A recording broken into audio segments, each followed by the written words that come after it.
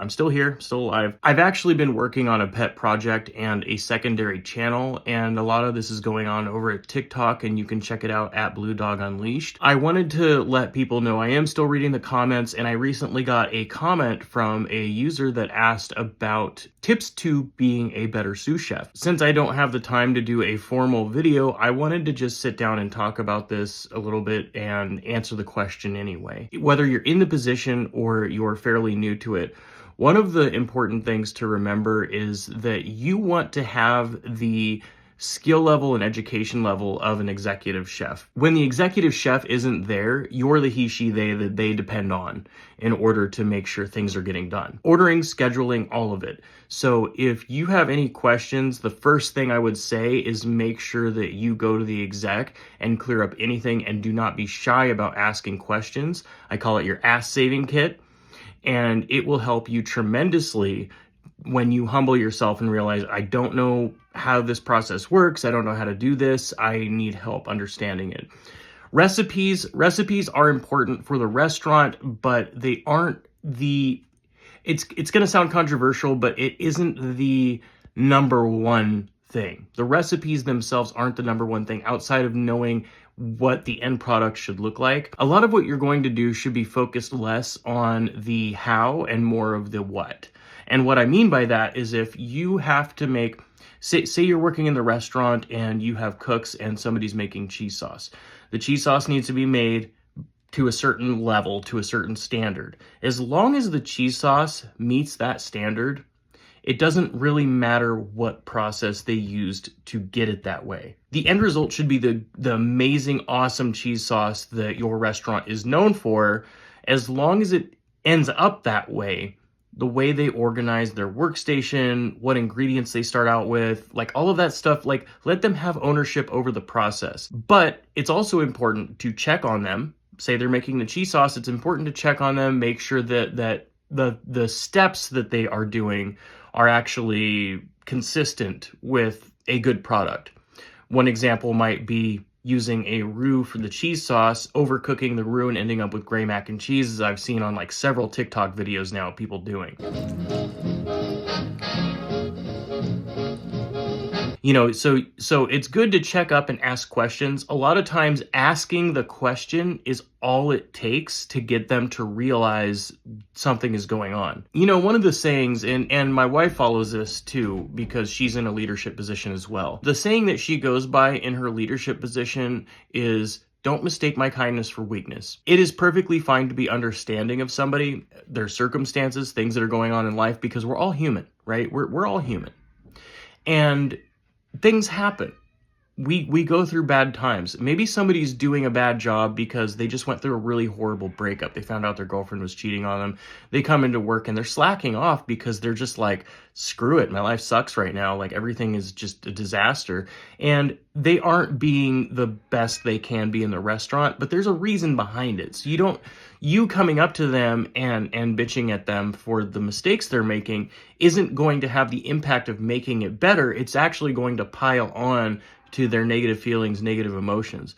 So if you run into an employee that's doing stuff like that, pull them into the office, have just a heart-to-heart, a sit-down with them. You know, like if somebody is slacking off at work, you don't actually know what their story is, so go find out what their story is before just chewing them out for, you know, scorching the soup or whatever the problem is. There is 1,000 things that can be going on. They could have lost a family member, that, you know, there could have been a really bad breakup, a divorce, there could have been something going on with one of their kids. Like, there is a lot of stuff. Now, obviously, there's always going to be a circumstance where people are just making excuses, but it's important to let them know that they do matter to you on a level other than them just being a number. At the end of the day, we are talking about people. Food's important. Getting the order done is important. If you're going to be open for Thanksgiving, or if you're working at a place that closes down for major holidays, the ordering is going to be really different. Are you running a Thanksgiving special? What were the numbers that you ran the year before or the year before that? How much turkey did you do? We did our Thanksgiving, went through 280 pounds of turkey, and it was still, we had one breast left at the end of the day. We did smoked turkey. It was It was awesome. You know, we did ham. Nobody touched the ham, but we didn't order that much ham because we knew that not as many people were going to eat the ham because we looked at numbers for last year. So when you're planning your ordering, you want to look at past year's numbers to kind of dictate what you order. And usually what I'll do is I'll look at the year previous, or I'll look at 2 or 3 years back, and I'll be like, okay, so last year we did this, the year before that we did this. So we did 250 pounds of turkey last year. So we're going to do, you know, I'm probably just going to order an even 300 and just make sure that we have some, you know, for backup or whatever. And then, you know what, if we have extra turkey, the crew can take some home. They can take a little bit and they can go have an awesome Thanksgiving, you know. And it makes them feel good too, right? Because they got free turkey. There are some instances where it's not good to over order, but if you're looking at doing it like a heavily advertised special, you absolutely 100% need to make sure that you have everything you need for that. And in that case, it's better to have it and not need it, because you can always do things with the product left over. You can always run a special on things. You can always donate and get your name out there, make a Facebook post about it, do a TikTok of you like giving food to the Salvation Army and stuff like that, and everybody will think you're amazing. You know, like, there's so much you can do. Also, as the sous chef, it's important that you aren't stepping on the toes of the exec, but you do have your own set of standards. And they are going to be the people, you're going to be interacting with the cooks a lot more than the exec. The exec expects you to kind of run the day-to-day. Now, this may not always be true. There are some sous chef positions where they're essentially the executive chef, and the executive chef is gone a lot. And that kind of sucks in those circumstances. But generally speaking, you're going to kind of be doing the day-to-day. You're going to be making sure things like the prep sheets are good. You're going to probably take responsibility for at least some, if not all, the order. It just kind of depends. You may or may not do the schedule. Those kind of things depend on how much the exec needs you to do, you know. You might handle tastings for catering, for example. You're going to be the direct report for the cooks. So if there's ever an issue, if there's drama going on, I have a video coming out that's going to be about interpersonal communication, and it's going to be more of like the traditional type of content that I do. Also, one other important factor is you need to know what you know. It's okay to ask questions if you don't know the answer, or if one of the cooks is better than you at something. It's totally fine. Like, hey, you are phenomenal at the sauces, so I want you to train everybody on the sauce. We're going to have a thing, and you're going to show everybody how you're doing this, because absolutely amazing. One other thing you can do is, if you are regularly running specials, you can ask the cooks for ideas for specials and run those specials. Maybe somebody has an idea. They've always wanted to try an eggplant rollatini. Okay, cool. Let's do it. Let's fucking rock it. Let's see how many we sell. We're going to order this much of stuff. Talk to the cook, and you're going to go to the cook and be like, okay, you're going to be responsible for teaching people how to do this. We haven't ever made these before. We're going to demo this. We're going to do a rollout and everything, and we're going to try to sell this many of them. I'm going to talk to the servers, tell them what the specials are going to be for the night, and they're going to talk to the tables and encourage them to get this special. And if it's good enough, we might even put it on the menu, you know?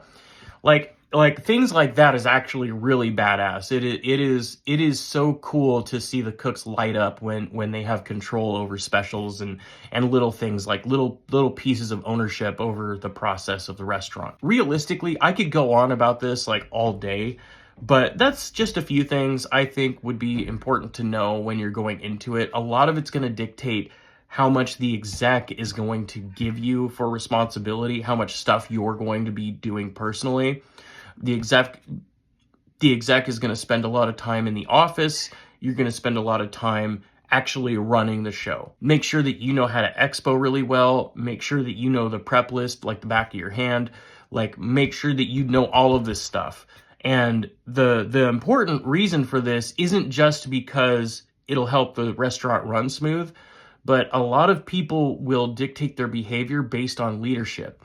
If it is extremely busy, I'm talking balls to the wall, you got a stack of tickets on the rail, and it is just like disgustingly busy out.